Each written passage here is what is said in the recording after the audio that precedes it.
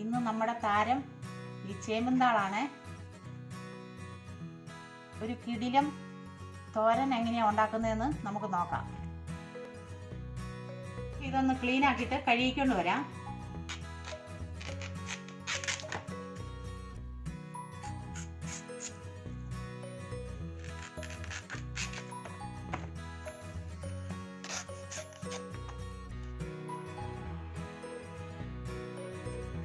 ഇത് ക്ലീൻ ആക്കിക്കൊണ്ട് വന്നിട്ടുണ്ട്.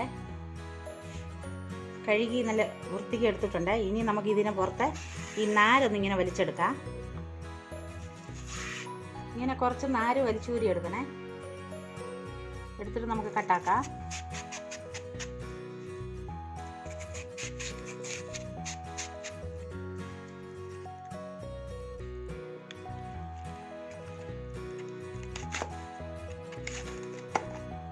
ഇച്ചിരി വലിയ കഷ്ണമായിട്ടാണ് ഞാൻ ഇടുന്നത്. ഇത് വെന്ത് കഴിയുമ്പോൾ ഇത് കൂണ് പോലെ അവിഞ്ഞു പോകും.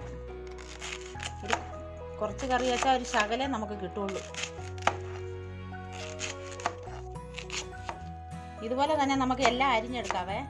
ഇതുപോലെ നാര് കളഞ്ഞ് ഞാനങ്ങനെ ചേമ്പുംതാളെല്ലാം അരിഞ്ഞെടുത്തുകൊണ്ട് വന്നിട്ടുണ്ട്. ഇത് അരിഞ്ഞു വന്നപ്പോൾ ഒരു പാത്രം നിറയുണ്ട്. ഇനി നമുക്ക് കറി വെച്ച് കഴിയുമ്പോൾ ഇതിൻ്റെ വലിപ്പം എത്രയാണെന്ന് നോക്കാം. ഈ തോരന് വേണ്ടി ഞാൻ അരമുറി തേങ്ങ ചിരവി വെച്ചിട്ടുണ്ട്. അതിലേക്ക് കുറച്ച് മഞ്ഞൾപ്പൊടി ഇട്ടിട്ടുണ്ട്, കുറച്ച് വെളുത്തുള്ളി, കുറച്ച് കാന്താരി. ഇത് നമുക്ക് കൊണ്ടുപോയി മിക്സിയിൽ ഇട്ട് നമുക്കൊന്ന് ചതച്ചെടുത്തുകൊണ്ട് വരാം. ഒത്തിരി അരയാൻ പാടില്ല, ചതഞ്ഞാൽ മതി. ഇത് കറി വെക്കാൻ വേണ്ടി ഞാനൊരു വലിയ ചീനിച്ചട്ടിയാണ് എടുത്ത് വെച്ചേക്കുന്നത്. ഇതിലേക്ക് കുറച്ച് വെളിച്ചെണ്ണ ഒഴിക്കുവാണേ. എണ്ണ നല്ല ചൂടായി വന്നിട്ടുണ്ട്. നമുക്ക് കുറച്ച് കടുക് ഇടാം. കുറച്ച് ചുവന്നുള്ളി ഇടുവാണേ. ഉള്ളി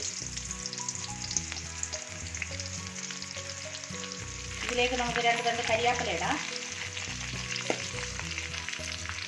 ഉള്ളി നല്ല ചുവന്ന് വന്നിട്ടുണ്ട്. നമുക്ക് ഇനി ഈ താൾ ഇതിലേക്ക് ഇടാം. ഇതിലേക്ക് നമ്മൾ കുറച്ച് ആവശ്യത്തിന് ഉപ്പ് ഇടുവാണേ.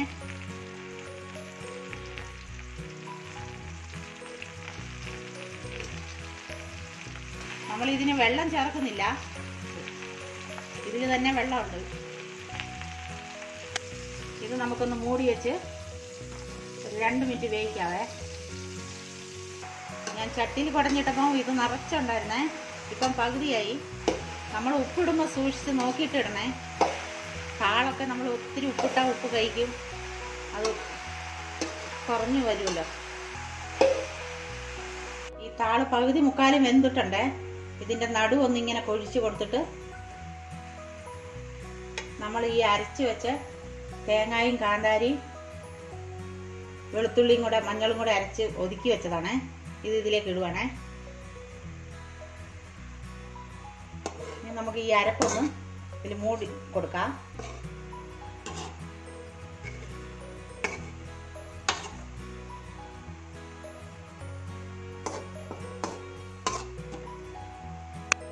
ഇനി ഒരു 5 മിനിറ്റ് നമുക്കിതൊന്ന് അരപ്പ് വേകുന്നിടം വരെ വേവിച്ചെടുക്കാം. അങ്ങനെ നമ്മുടെ ചേമ്പുംതാൾ തോരൻ ഇവിടെ ആയിട്ടുണ്ട്.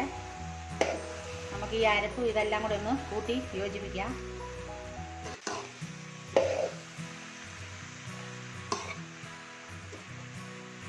നമ്മുടെ കറി റെഡി ആയിട്ടുണ്ട്.